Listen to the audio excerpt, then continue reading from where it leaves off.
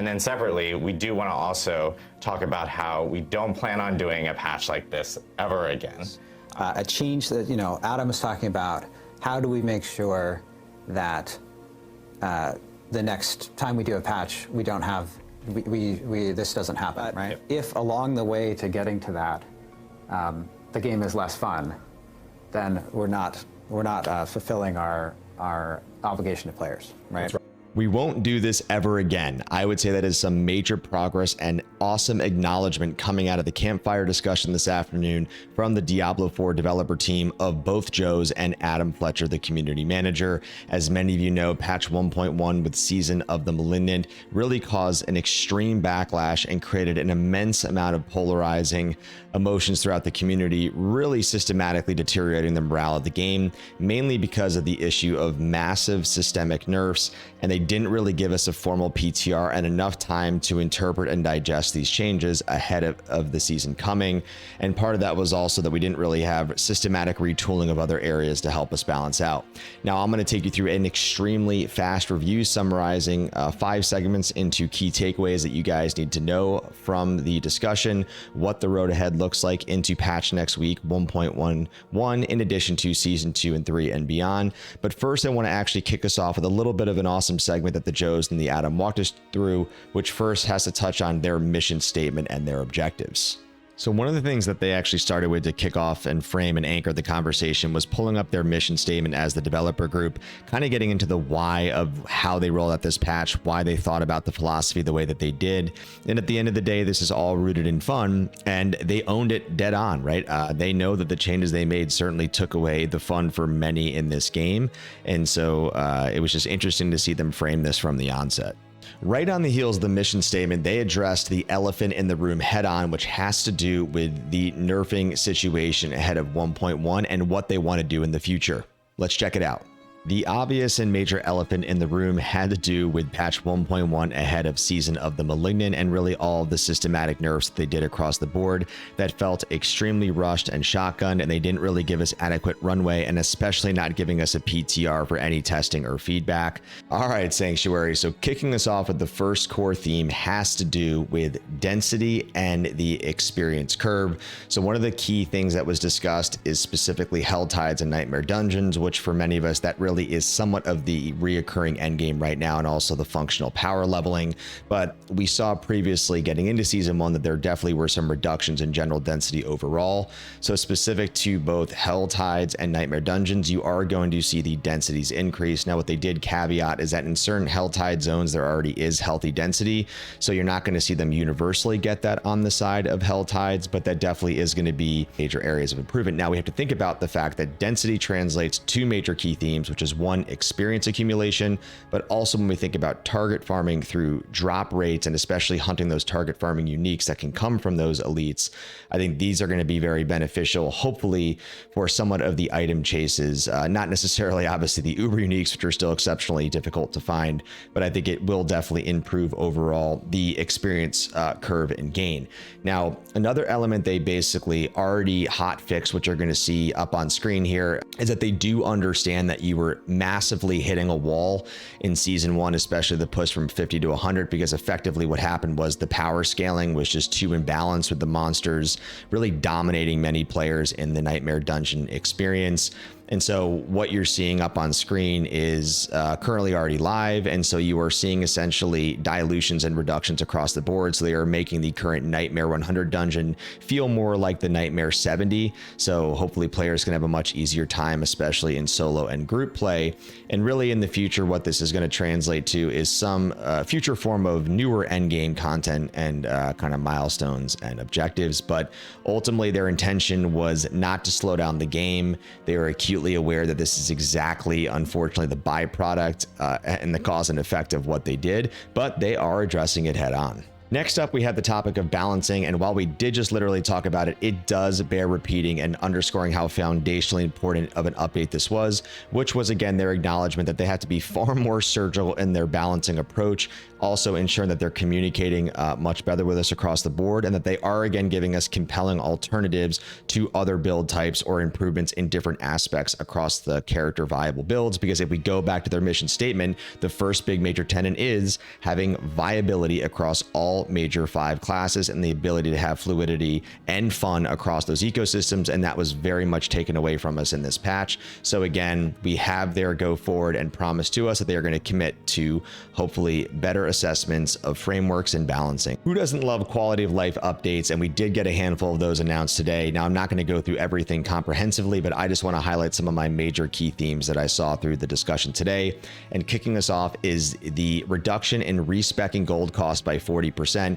Gold is a significant material currency that is really required in this game, especially when we think about respecking an enchantment at the occultist, among other elements. So we are going to see that implemented in the upcoming patch 1.11. So that is massively huge.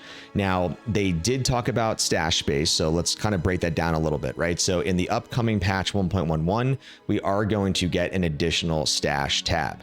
Now, what they did talk about was gems, and there was some acknowledgement previously to season 1 starting that maybe they would make gems actually more of a material. So instead of actually being embedded in your stash, where you have obviously all your different flowers and actual mats that you're salvaging, they would actually just show up there in a different format. But unfortunately, we're probably not seeing that until season 2, but it is actively being in the works.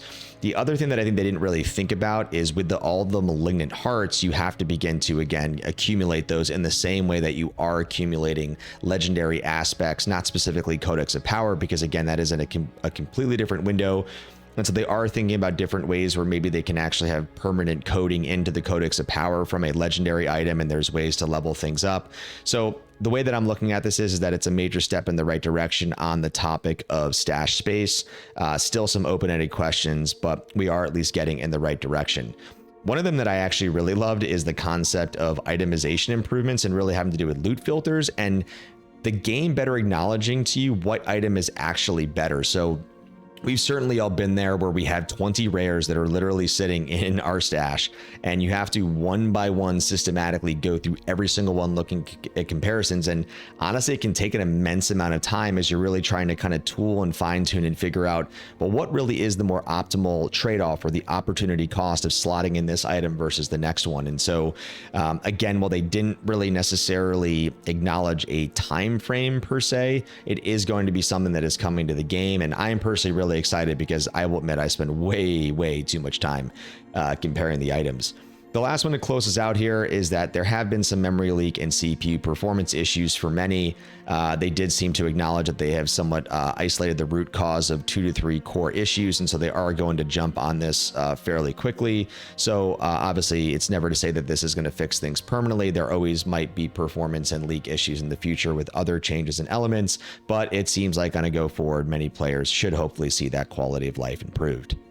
Next up at number 4 is survivability. This is obviously a very important topic for many in the game, and really one of the core themes that was addressed during the campfire was the crowd control current challenges, where we don't really feel as players that we have the right tools to counterweight that.